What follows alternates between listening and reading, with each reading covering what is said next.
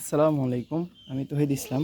তো ফাইনালি আমাদের দ্বিতীয় ব্যাচের বাচ্চাগুলোর নাম আমরা নির্ধারণ করেছি। তো এই যে এর নাম রাখছি পুতুল। আমার কাছে খুব ভালো লাগে একে, এর জন্য। আর এইটার নাম রাখছি হচ্ছে পদ্ম।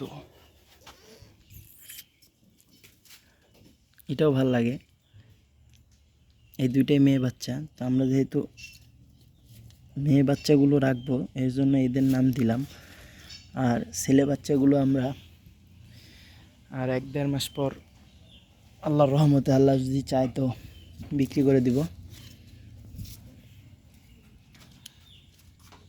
আরেকটা আছে মেয়ে বাচ্চা,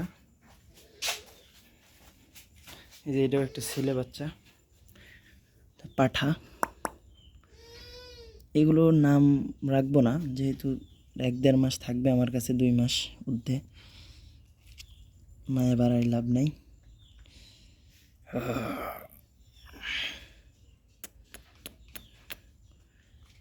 পদ্ম পাতা চল। আর এই যে এটা